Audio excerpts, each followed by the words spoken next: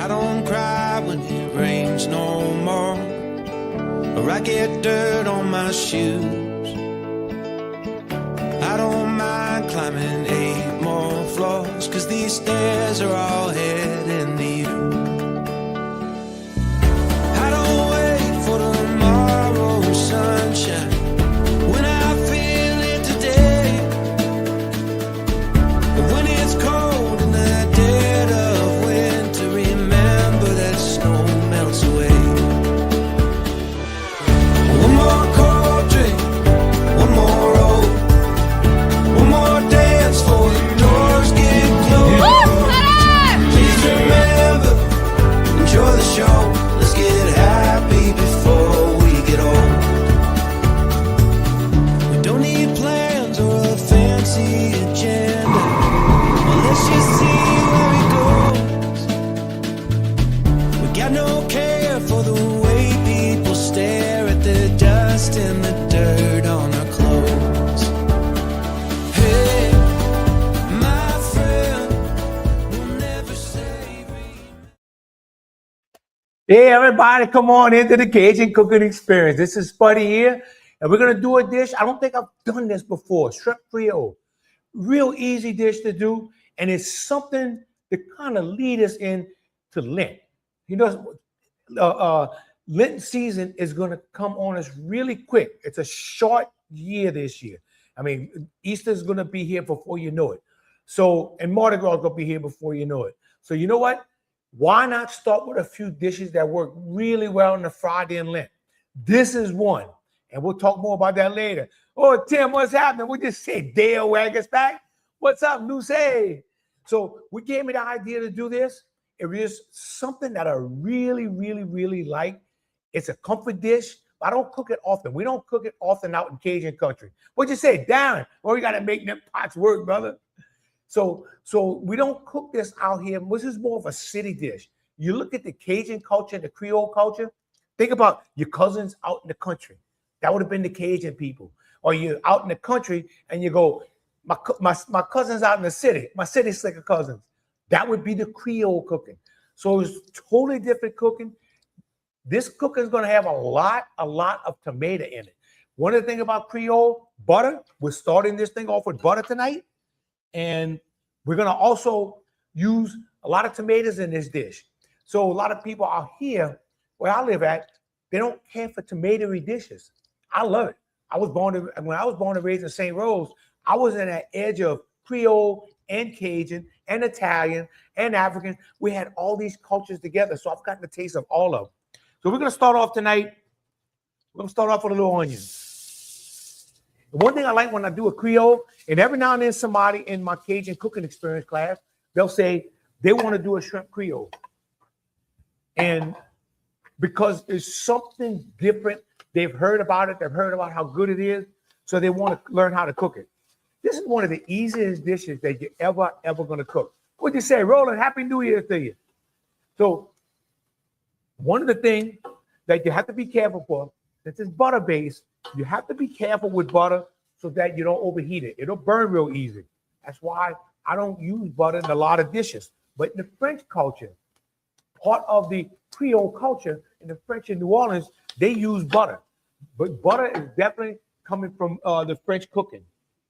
And I have to really watch my fire on this. If I'm cooking with lard, I'm cooking with avocado oil, man, I can kick this fire up and I can roll. With butter, you really have to be careful.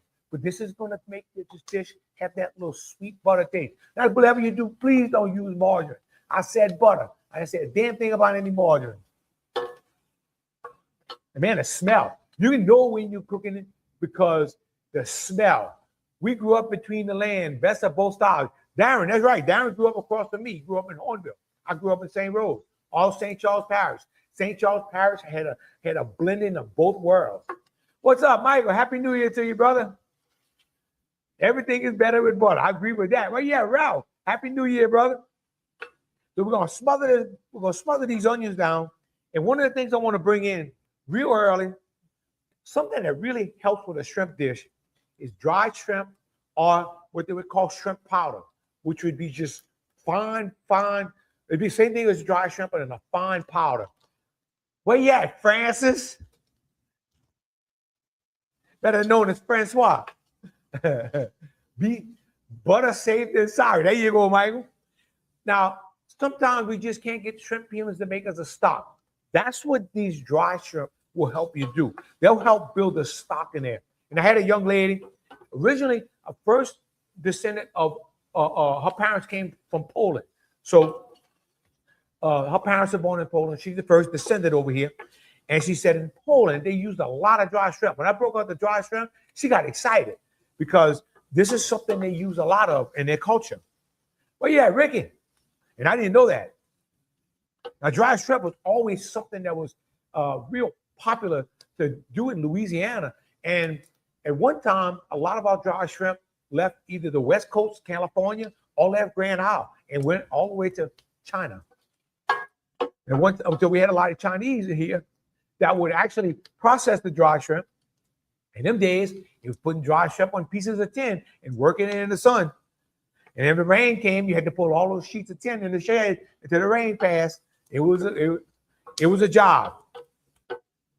Okay, so we're gonna keep working these shrimp. These onions. We'll keep working these onions in here. And now you'll see me keep playing with the fire. And I'm trying to get it where I have just enough heat, but not too much.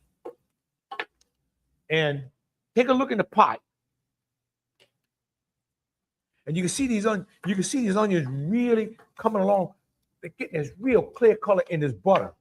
And it's just totally different taste, but also totally different smell in here. I love the smell of butter. Now, the shrimp Creole, what we're cooking today, actually originates from South Louisiana. This would definitely have been, hey, Mildred, this would definitely have been one of those New Orleans dishes. And what it did, it reflected the multicultural taste of New Orleans. New Orleans has so much culture, so many people in there from, just from different areas that bring all these cultures together. So many people from different cultures. What'd you say, Barbara? What's going on, neighbor? And Hollywood. So it's actually a blend. This dish is a blend of French, Spanish, African, and Caribbean influences. And it dates back late 1700s, probably early 1800s. Going back and looking old newspapers, this dish was actually being written about all over the United States. Back in the early 1800s. Why? Deheaded my shrimp, I'll boil the heads and freeze the stock. That's what I tell people. If you get shrimp, you get fresh shrimp, boil those heads, especially you want to get fat and all in there. Just boil the heads, strain it after, and freeze it in some quart containers. That way you'll have it whenever you want to make seafood dishes. Oh, man. Thank you, brother. Hello, Evelyn.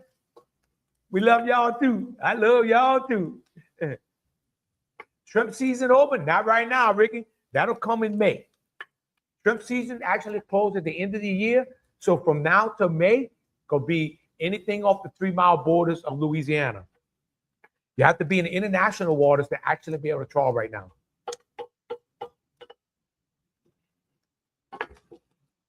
Now, if you go to the shrimp docks, you find fresh shrimp, supermarkets, shrimp docks like in West Wego. What you find is probably going to be IQF shrimp, instant quick freeze. There's nothing wrong with them. They catch them, they freeze them on a boat, and then they bring them in, and it's good for this time of the year. But you have to use them pretty quickly. Hey, Brianna. All right, this is starting to smell really good. Now I'm going to bring in my garlic. Man, I chopped some fresh garlic today. Anytime I have tomato base, I probably can't get enough garlic in this dish. I want to cook this garlic down a little bit. Hey, Jessica, dinner springs. All right. Now I'm going to keep on working those onions. Being careful not to let anything sit too long, because I don't want these onions or butter to start burning, especially this burner. But if the butter gets too hot, it'll separate. And once it separates, you start losing the rich flavor of that butter. Now, one of the things they use a lot of in Creole cooking, Ralph said he can smell it now.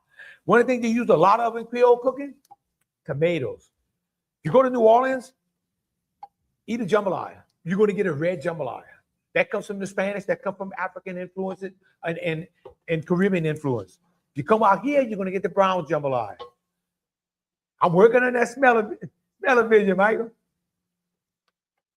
If I could say get some good river shrimp. Man, if I had river shrimp, I wouldn't be making a shrimp creole with them. I'd be doing some butter beans with them suckers. Raw, I already know that stuff is gonna be great. Raw, you better believe it.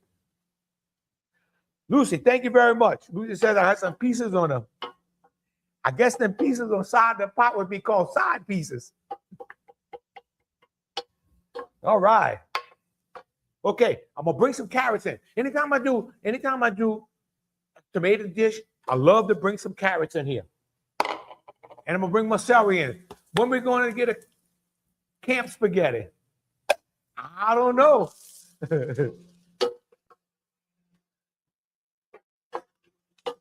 But we got to get one soon. Sorry, everyone watching. I have FedEx account set up with Spuddy. Tonight's dinner will be in Seattle tomorrow morning. There you go, Jeremy.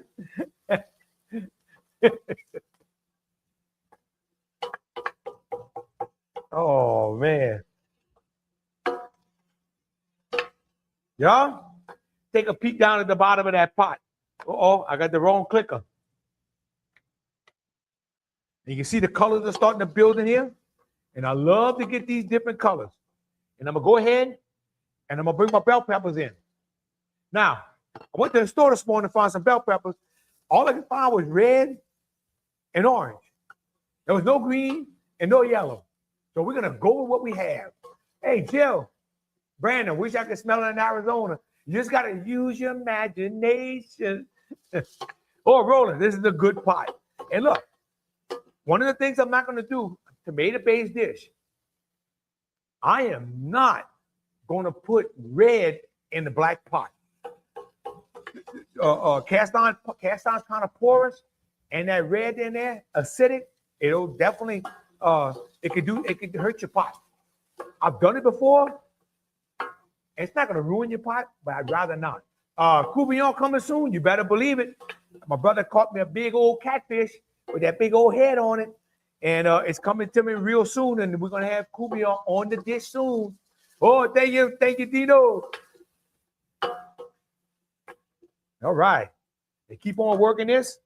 And, of course, anytime I have a tomato dish, I have any dish. I like to bring those mushrooms in.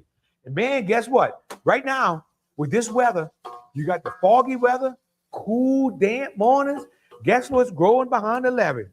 And in the swamp, you got this mushroom growing, especially along the river. It's been about 2 days with fog. Tomorrow morning, you'll probably see a lot of mushrooms out there.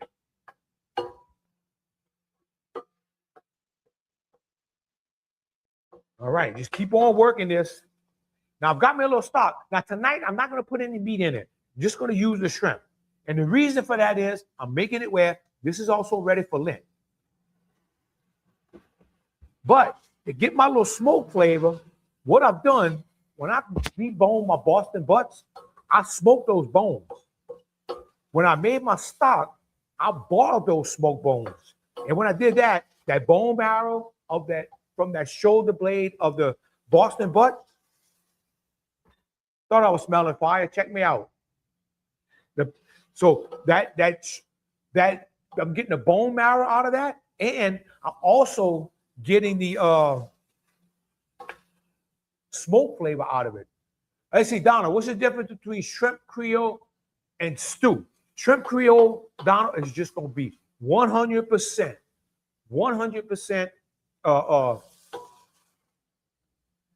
the creole is going to be tomato based. Stew is going to be roux based. So anytime you make a creole dish will have a lot of tomato base. If you have roux, we're going to make a little roux in here. It's going to be very light. Most shrimp creoles won't have a roux. Most of your creole dishes are just going to simmer until they thicken. But when you get into the stew process, you're making that brown gravy. With me, if you can mix a little tomato in it, but with a stew, first I would start with the roux. Brianna, camp spaghetti? I'm not sure yet. Okay, now, What I'm trying to bring in. Oh, one of the things I want to do, I want to bring in a little shrimp. Okay.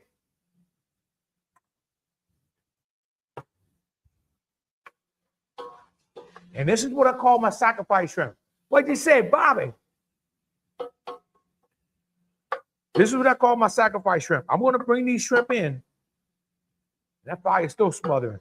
I'm going to bring these shrimp in, and I don't care how long they cook. I don't care how long. It doesn't matter because, and let me lower this fire a little bit. Because every time I use this pot, the fire catches my towel. Okay. Because I want these shrimp to really cook in there. These are my sacrifice shrimp. I don't care if they fall apart in there. If they do, it's even better.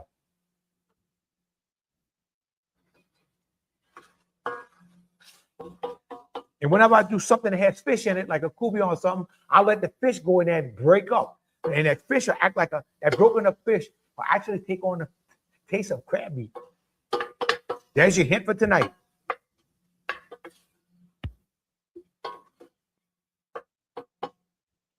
You can have all these different cultures coming together. This blend of French and Spanish and African and Native American and the Caribbean. You take all these cultures together, and that's what's going to make up this dish. What did the Native Americans contribute? They contributed all the local herbs. How do you think people around here learned the local herbs? That was the people that were here before, all the natives that were here.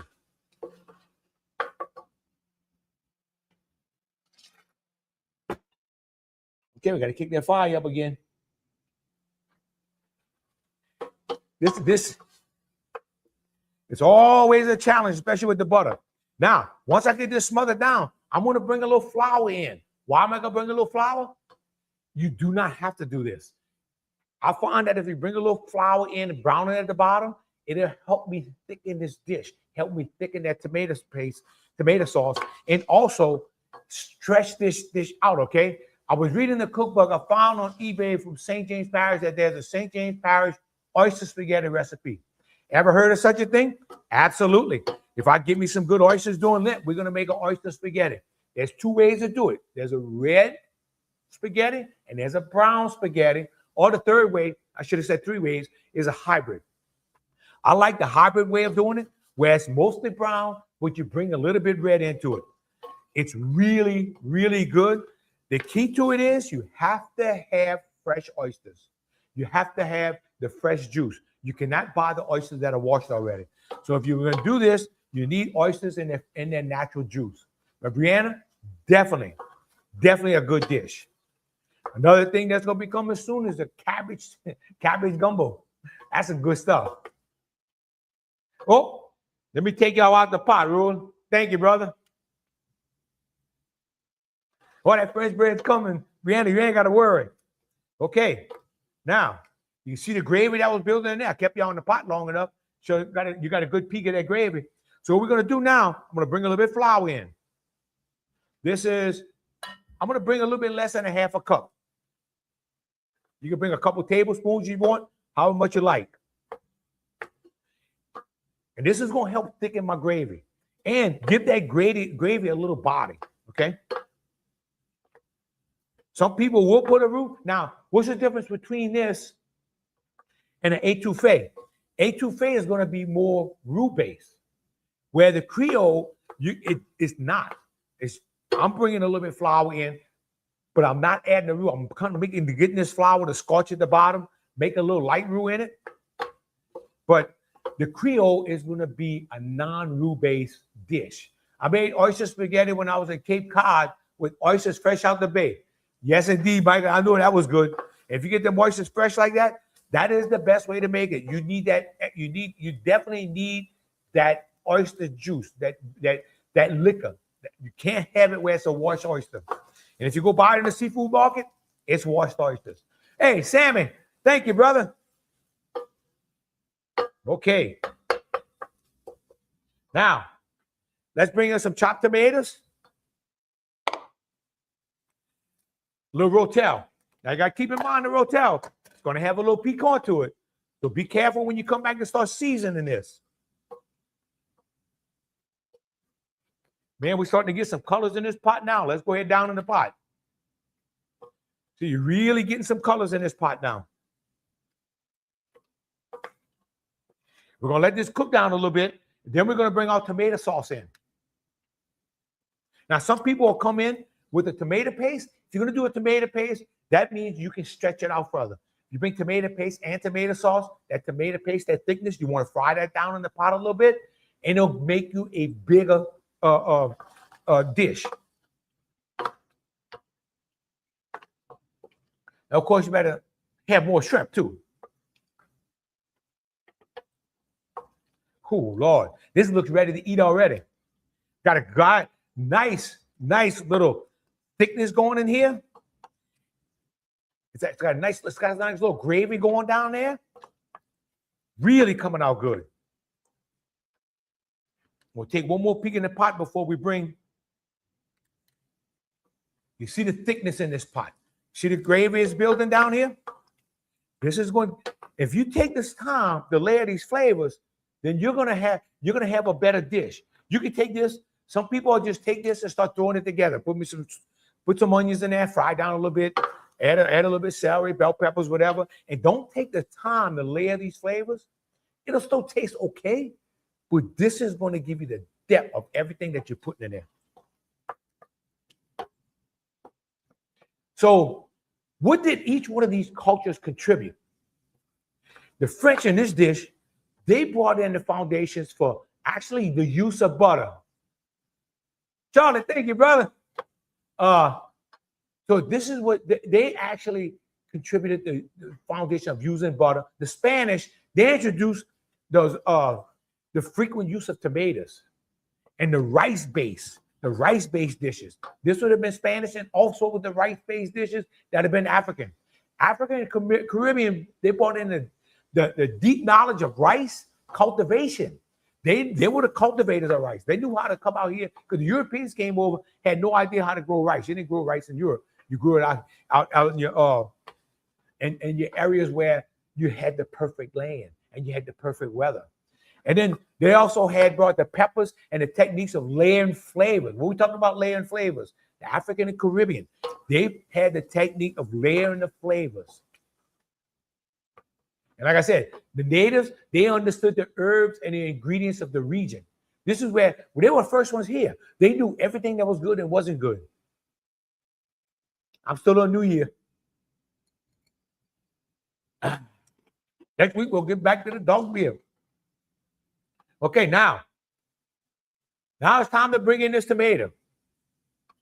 And you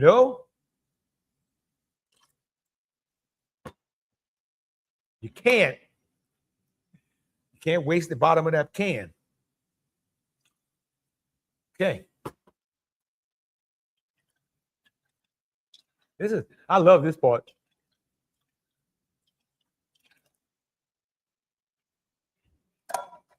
Okay. Now we're getting that red dish we're looking for.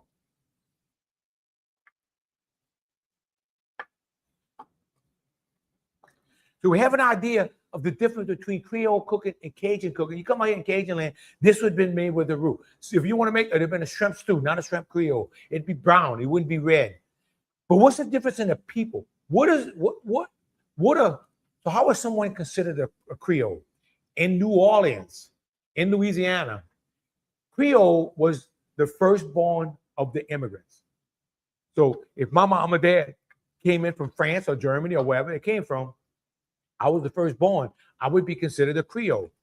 Later on, as we had the Anglo-American influx, it changed to more like color and race. So if you have people right now that say, oh, Creole is a certain color, and they have all kinds of definitions for it. But the original definition of Creole was the first generation of immigrants.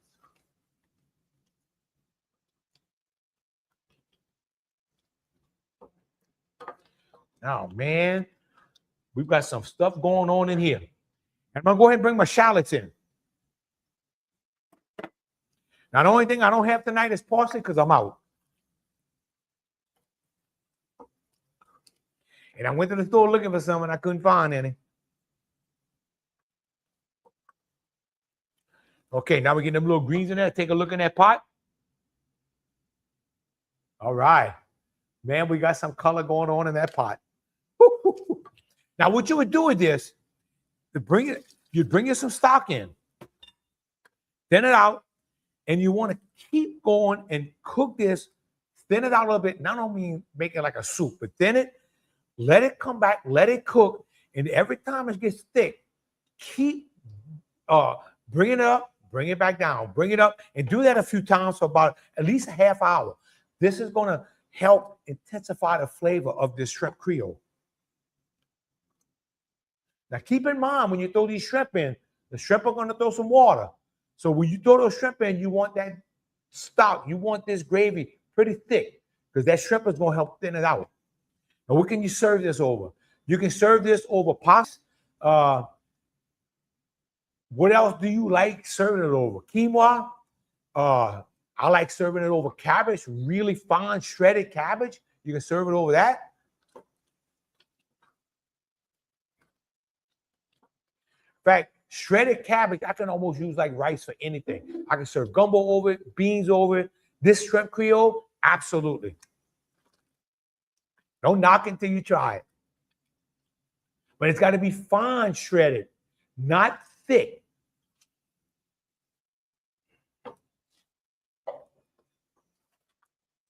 Okay.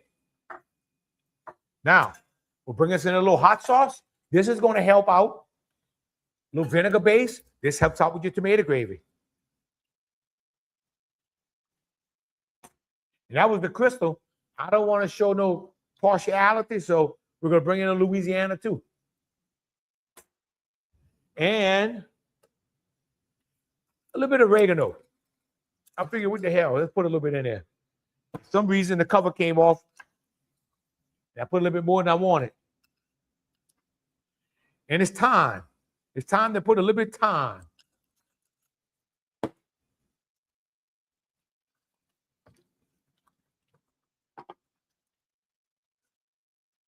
Okay. Ooh, man, this is smelling good. Now you let it bloop, bloop. There you go, Michael. Now you got it. It's bloop, bloop time.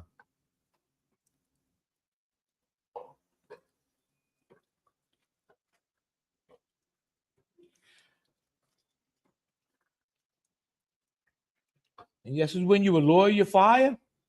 And this is the mistake that people make with their tomato-based dishes, is that they don't give it enough time. Let the acid in that tomatoes, let it cook out. And don't rush it. Don't rush it. Now, one of the things I like to bring in, we'll bring in a little bit later, boiled eggs. Hey, Kay, boiled eggs. One of the dishes my mama would cook is that she would have a tomato gravy just like this and boiled eggs, and you served it over rice. And let me tell you, when she was cooking that, she called me. I went over there and eat about 3 or 4 plates. Loved it, loved it. Some about, I don't know what the flavor of boiled eggs does, or what she did is she made a real sweet gravy, okay? Oh, Rock, that bread's coming. Look. See, y'all didn't believe I had that bread, huh? I got the bread, brother. Now, we're going to let this keep on cooking. And one of the things I want to bring in, I can't wait for you. Oh, thank you, Jennifer. Because I have tomato gravy and it's got that acid, you want to bring that little sugar in it just to reduce that bite of the tomato. You don't need a lot. And that's going to be up to you how much you put. I mean, that's up to your discretion. If you want a real sweet gravy, that's your gravy, you put it. And I like sweet, but I don't like to overdo it. Now, those with a sweet tooth, man, it's like you can make this like candy. Okay, gotta check the side of the pot. Make sure I ain't got no more side pieces hanging around.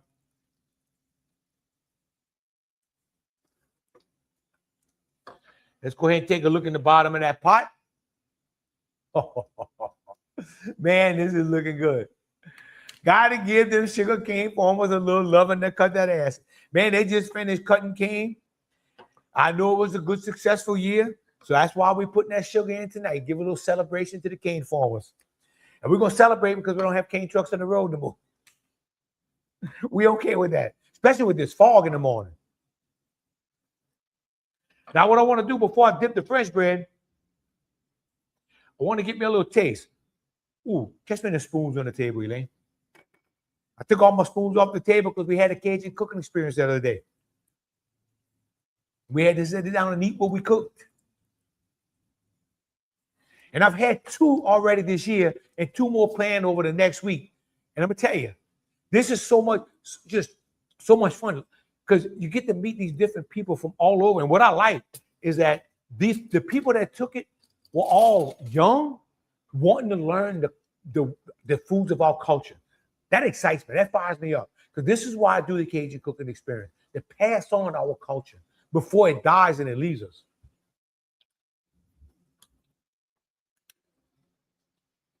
And they all love it. Okay, what I'm tasting for now, I want to taste the seasoning. Probably some good cane moonshine coming up. I don't see why not, Mike. Hey, they make rum with sugar cane. Ooh. Y'all, I'm not even finished seasoning this yet. This stuff is good. It's not going to need, okay, the pepper is good already. Ooh. I'm going to bring in a little salt.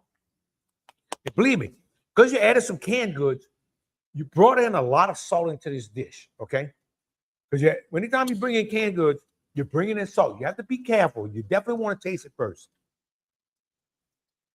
I'm gonna let it cook a little bit more just to see if I need a little bit of pepper. I'll add a little touch of black pepper to it. Now, if you want to bring a smoked meat into this, go on, do it. A little tasso. I wouldn't put sausage in it. Sausage is going to give it a little bit. If you have a real good sausage, a lean sausage, that's one thing. But a fatty sausage is going to ruin your dish. Now, one of the things that would be good in here to make in here, if you smothered some fresh sausage on the side or some green onion chicken sausage, you smother that on the side and then in little pieces and then bring that into your dish, would be really, really good in this tomato gravy. So you want something, do a little something with your fresh sausage, that would work really good. But smother it on the side first. Get it real brown. Get it nice brown gravy because you want to bring that gravy in here. And don't, green onion chicken sausage would be awesome in here because of the green onion flavor. Okay, we're going to try. We're going to try this again. Oh, get that out of there.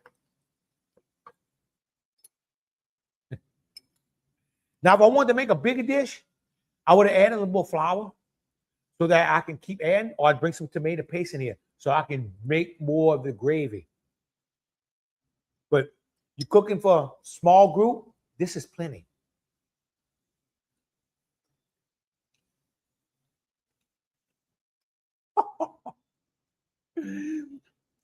Green onion smoked is great. Oh, hell yeah, Rule. A little smoked green onion would go good in here too. But that's only if you're not in Lent. Because you know in Lent, anybody watching, there may be some people watching that don't know this, but in Lent, we sacrifice. We don't eat meat. We have to give up our steak or ribeye so we can have boiled crawfish, boiled crabs, fried fish, fried shrimp.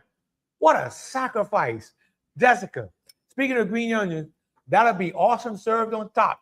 Yes, it would, Jessica.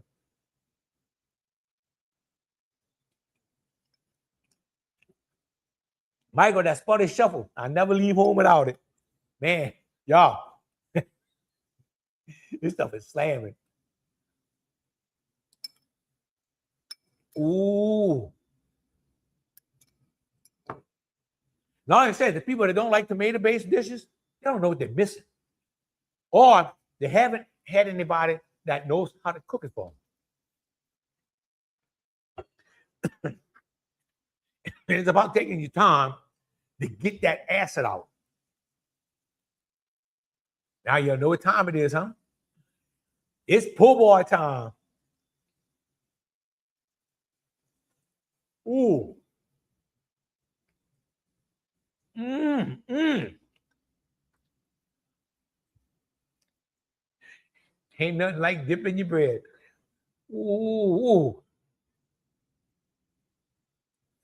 Sometimes you dance with a woman and you dip her. Sometimes you eat with your friend's bread and you dip her.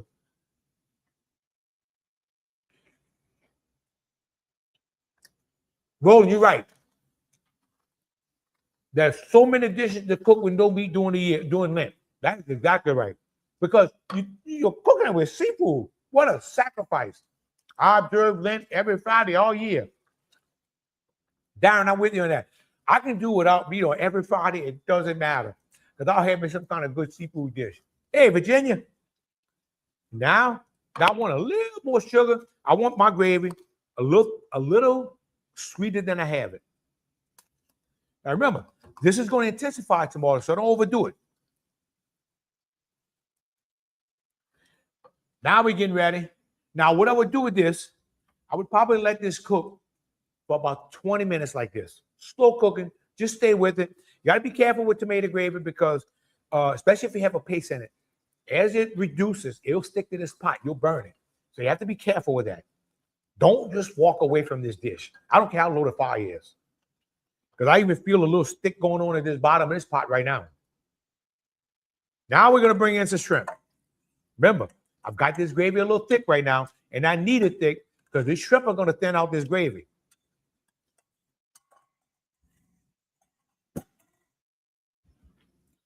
Now, I have a lot of shrimp I'm bringing in this dish. Because one of the things I don't believe in making is a wish dish. And that's when you invite your partners over to eat, and they just wish like hell you to put some meat in their dish. Oh, Brian. Now we just give this another 15 minutes. Let these shrimp cook. Got a nice size shrimp here. Peel shrimp, 70, 90 count. That's a nice size shrimp. This is what I use for my po' boys. It's a good all-around shrimp.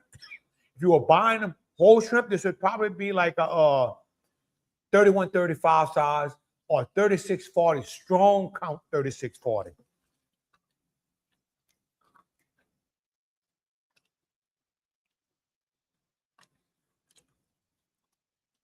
And it was always my favorite size shrimp to cook with.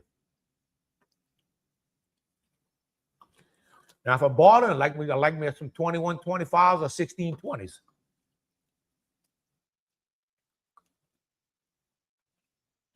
Okay. Now, shrimp's cooled it off a little bit. So now we're going to see how much water we throw. And that's why I let this water cook out of here. Because if I didn't, then I'd put the shrimp in it, add more water. I could wind up overcooking my shrimp. This is a delicate little dance now. And I can see the shrimp. The shrimp are already throwing water. Let's take a look. What you cooking for the DHS reunion? I don't know, Brian. I have no idea. But look, here's the funny part. January, I was in a class that graduated midterm. So we actually had our graduation. There you go. There's our shrimp in there. Look at all them shrimp looking good. Will Dickin, what's up, brother? So it's 50 years ago this month that I graduated, the first class to graduate from the new Dexter High School.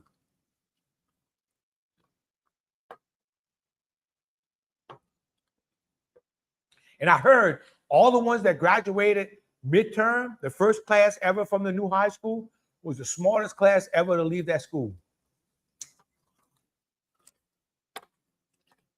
Said I heard it. I didn't say it was true. All right.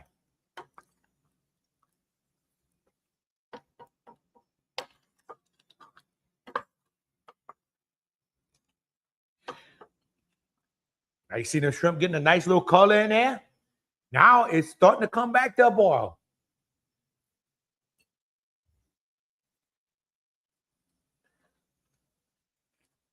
Ooh.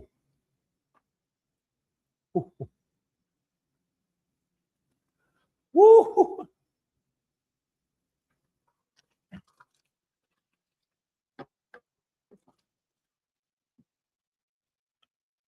Whoa.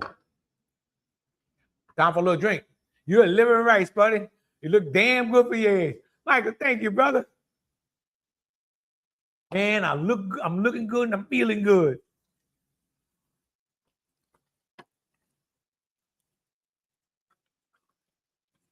And I work hard at keeping myself up, believe me. And you know, one of the things is, let's verify that with Coach Picard. Hey, Picard, if you're on tonight, you let them know who was the smartest graduating class in all your years at Destrehan. I could have been an honor student if I'd have been, instead of I needed quite a few more points to get up there. But one of the things, and Michael made a comment about you're looking good for your age, but I'll tell you, not only you have exercise, you have the good sleep, but eating. The food that I cook on this show is what I eat. And it's about cooking clean, staying away from all those preservatives, and just cooking all natural. That will help you. That will help you feel better. Trust me, you will feel better.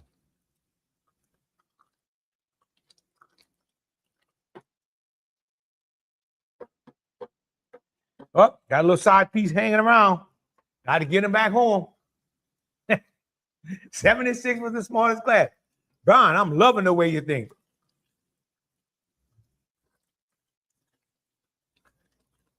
Hey, bicentennial year. That was a big year, man.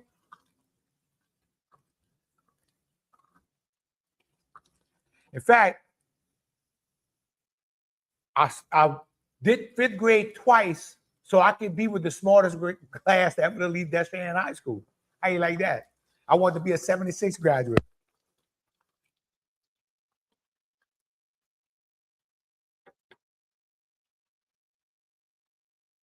And I didn't fail 5th grade. The teacher asked me to stay behind a year so I could help teach the next class.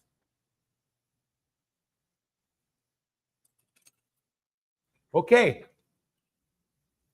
Let's get a little taste with the shrimp. Shrimp still have a little ways to go.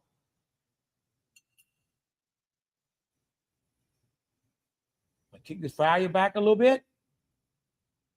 Okay.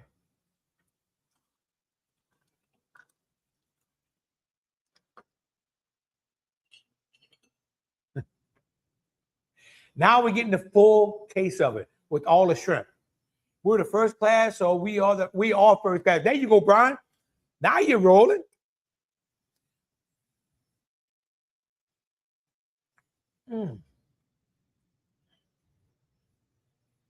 Oh, Lord. Now that I've added all those shrimp in there, yeah. Oh. Man, this is good.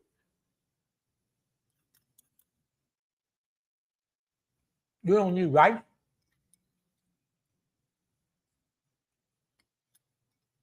You don't need rice. You don't need pasta. You need anything. This dish is good just like it is. And it would go well with anything you want to serve it with. I'm going to bring this fire. I'm going to lower this a little bit more.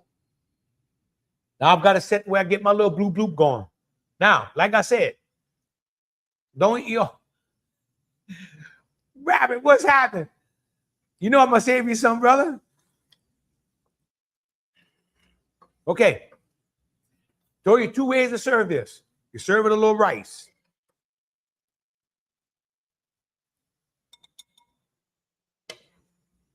Okay. That's one way to serve it. Or serve it over pasta. For some reason, I love whole wheat pasta. Great pasta dish. So you're not stuck with, now if you want to serve it over quinoa, you want to serve it over just a piece of French bread, over cabbage, like I said, anything you like, this is going to go with it. And now, thank you, Lucy. Now we got to put the boiled eggs in. Thank you, Lucy.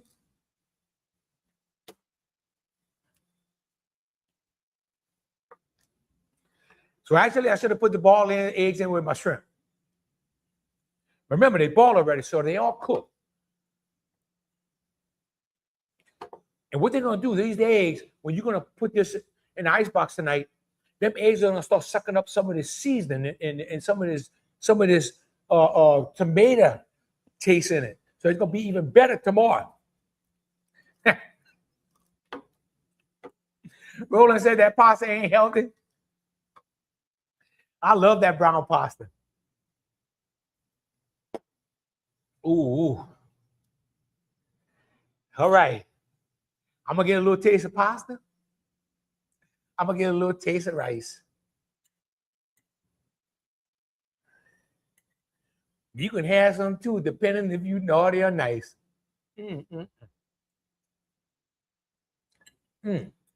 Ooh. Y'all, pasta is okay. Okay.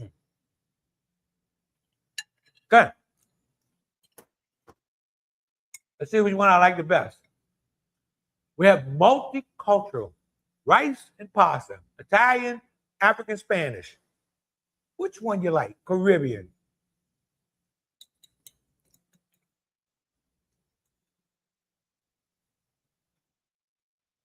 Hey, Mike, let me know how it comes out when you make it, man. In Lent, this is an awesome dish. You don't have shrimp? Put whatever you have. You can make it with just boiled eggs. That's what my mom did.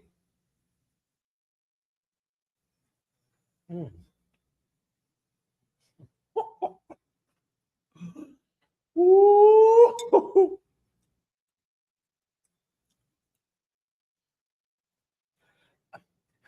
I wouldn't be scared to break my neck. I'd break dance right now. Oh, man. Y'all, all I can tell you, this stuff is good. Now, you see, I'm going to bring a little bit of stock in.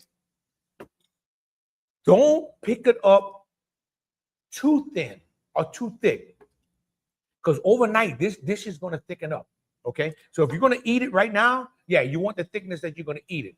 But if you're going to eat it tomorrow, or most of it you're going to eat in the days to come, then you want to pick this up a little bit on the thinner side, not soupy, so that you're not too thick tomorrow morning when you go to warm it up. Mike, you still got some of them Gulf shrimp? There you go, brother. As long as you're not using them imported things, that's all right. The ones caught in the little ditches on the side of the road. Oh, yeah. Let's take a look down in that pot now. There's our eggs, loaded with shrimp, loaded with seasoning. Don't be scared, especially in a tomato dish. Don't be scared to put a lot of seasonings in here. I like a lot of peppers, celery, the onions. All that goes so well in a tomato-based dish. Some people say I put too much, and I say that's their opinion. But it's my dish, and I cook it my way. And so it's your dish, and you cook it your way. You definitely cook what you're looking for, because you have to eat it. And if somebody comes to your house and say they don't like it, tell them go home.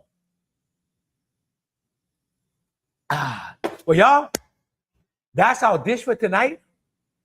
If it gets too dish, like Darren, it gets too thick, make a po' boy. I'm glad you said that. If it gets too thick, make a po' boy. Look, you're right on it. Another thing you can do, if it gets too thick, make a wrap. Believe me, this would make an awesome, awesome wrap. I've done it many times, and I'll do it when it's cold, okay? Take it out of the fridge, cold. I'll make a cold wrap. Oh, man, it's so good. So there's so many things you can do with it, no matter. You can't screw this up because you have shrimp in it. That's it. So, y'all, thank y'all so much for being with me tonight. Little Shrimp Creole, little something different. We stepped into the Creole world. Next week, we'll come on back to the Cajun world with both of these cultures. And today, we're getting a blend where it used to be here. They're starting to blend. Cajun and Creole cultures are starting to blend as far as the food. And because Cajun became the big deal. Because one time, Creoles would have been scared to eat what those Cajuns were cooking. You know what they said about us? We eat anything, and they were scared to eat it. So we love to bring them together. We love to show the differences, but also the likeness of these and compare these two dishes and how they blend together with each other. So y'all, thank y'all so much. Good night. We'll see y'all next week. God bless y'all. Love y'all.